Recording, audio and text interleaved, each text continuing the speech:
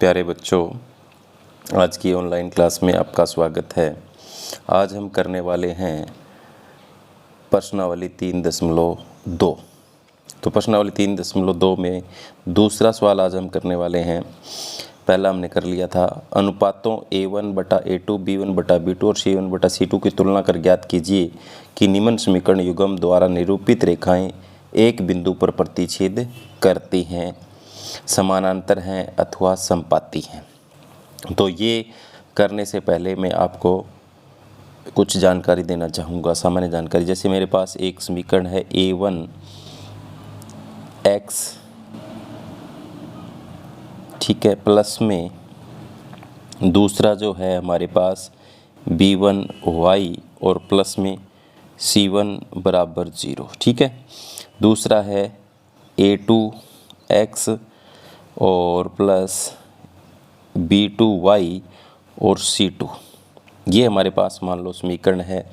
तो इसमें 3 कंडीशंस बनती है। पहली कंडीशन ये बनती है, अगर A1/A2 बराबर नहीं हो B1/B2 के, ठीक है। A1/A2 बराबर नहीं हो B1/B2 के, इस तरह की कंडीशन अगर हमारे पास आए, ऐसे दो समीकरण हमारे पास हो, x का जो गुणांक है A1 होता है, यहाँ पर y का गुणांक B1 होता है और जो अचर पद होता है वो C होता है, ठीक है। इसी तरह से नीचे वाले में A2 हो जाता है x का गुणांक, y का गुणांक B2 और ये अचर पद होगा। अगर इस तरह की हमारे पास कंडीशन हो, A1 और A2 बराबर नहीं हो B1/B2 के, तो अद्वितीय हल होगा इसका, अद्वितीय हल होगा। और जो रेखाएं निरूपित करेंगे वो एक बिंदु पर काटेंगी, तभी अद्वितीय हल होगा। निरूपित रेखाएं एक बिंदु पर प्रतिच्छेद करती हैं, एक बिंदु पर प्रतिच्छेद करेंगी। अगर इस तरह की कंडीशन हमारे सामने हो, तो दूसरी कंडीशन जो होती है वो होती है A1/A2 बराबर B1/B2, ये बराबर हो बराबर C1/C2, तीनों ही बराबर अगर हो तो समीकरण युग्म के अनेक हल होंगे। समीकरण युग्म के अनंत हल होंगे, अनंत हल होंगे। और प्रतिच्छेदी रेखाएं जो होती है ना, प्रतिच्छेदी रेखाएं समपाती होंगी। कैसी होंगी? समपाती होंगी। तो मैं आपको दोबारा से यहाँ बता देना चाहूँगा, देखो ये पहले वाले में तो क्या A1/A2 बराबर B1/B2 के, अगर इस तरह की कंडीशन आई तो अद्वितीय एक हल होगा। निरूपित रेखा एक बिंदु पर काटेंगी, ऐसे काटेंगी, ठीक है, एक ही बिंदु आएगा। और ये जो रेखा है वो रेखा के ऊपर रेखा आएगी दूसरी, ठीक है। संपाती का मतलब ये है, तो सभी जगह पर काट रही है तो अनेक हल होंगे, अनंत हल होंगे, इनके अनेक हल होंगे या अनंत हल होंगे। तीसरी कंडीशन क्या बनती है? तीसरी कंडीशन हमारे पास बनती है A1/A2 बराबर B1/B2 बराबर नहीं हो C1/C2 के। इस तरह की अगर कंडीशन हमारे पास बनती है तो समीकरण के कोई हल नहीं होती, समीकरण के कोई हल नहीं, ठीक है। समीकरण के कोई हल नहीं होते इस तरह की कंडीशन में। निरूपित रेखाएं समानांतर होंगी। अगर इन दोनों से ग्राफ पेपर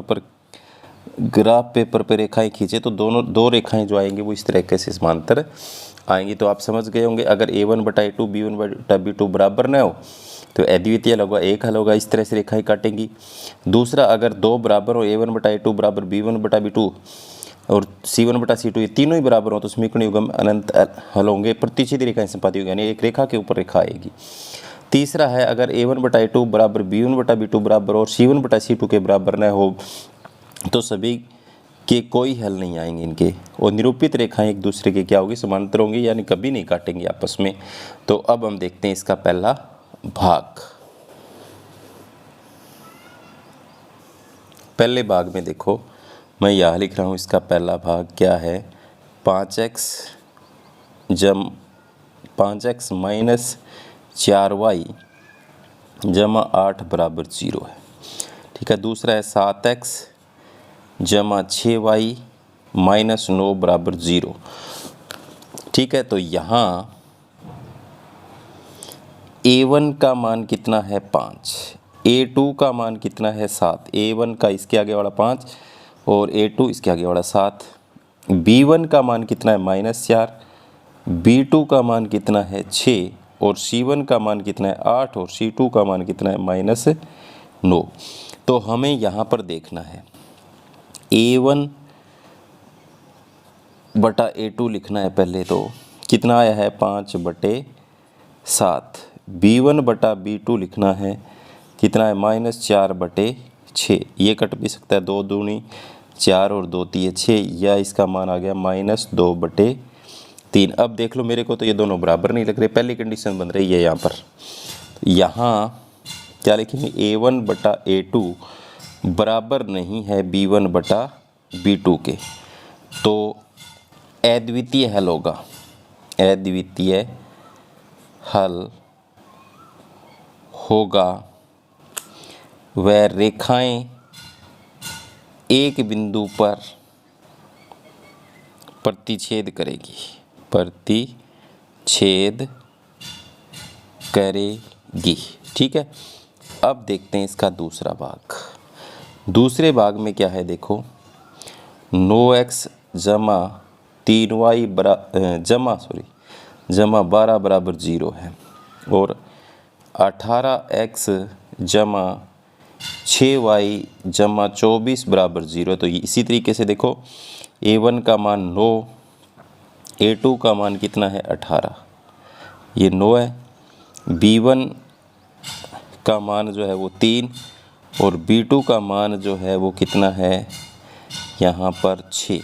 c1 का मान 12 और c2 का मान यहाँ पर है 24। अब देखो इन तीनों के मान भरो, a1 बटा a2 तो क्या है 9/18, b1 बटा b2 क्या है हमारे पास 3/6, c1 बटा c2 हमारे पास क्या है 12/24। 12 एकम 12, 12 दूनी 24, 1/2, 3 एकम 3, 3 दूनी 6, 1/2, 9 एकम 9 दूनी 18।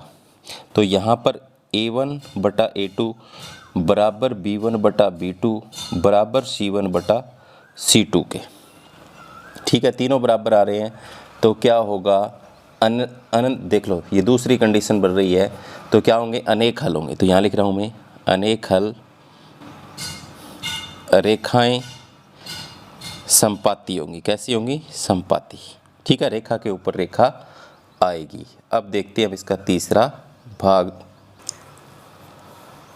यहाँ पर इसके तीसरे भाग में देखो क्या है, 6x माइनस 3y जमा 10 बराबर 0। तो a1 यहाँ पर है 6, a2 यहाँ पर है 2, b1 यहाँ पर है हमारे पास -3 और b2 हमारे पास यहाँ पर है, b2 यहाँ पर हमारे पास कितना है, यहाँ पे है -1, क्योंकि इसके आगे कुछ नहीं है, इसका मतलब 1 है इसके आगे।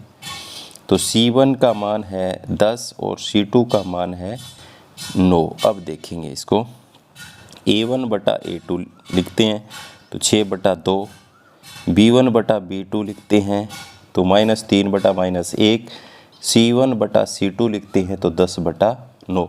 तो यहाँ देखो 2 एकम 2, 2 तिया 6, 3/1, ये माइनस से माइनस कैंसिल हो जाएगा, तो इसका क्या आ जाएगा 3/1। तो यहाँ देखो कंडीशन पहले दो बराबर हो रहे हैं, a1 बटा a2 बराबर है b1 बटा b2 के, लेकिन ये 10/9 है, ये बराबर नहीं है c1 बटा c2 के।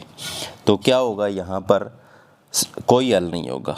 इस तरह की कंडीशन में मैंने आपको बताया था कोई हल नहीं होगा। रेखाएं जो हम ग्राफ पे खींचेंगे वो कैसी होंगी, समानांतर होगी। ठीक है, रेखाएं समानांतर होंगी। तो इस तरह से हमने इसका तीसरा भाग देखा। तो तीनों भाग आपको समझ में आए होंगे। धन्यवाद।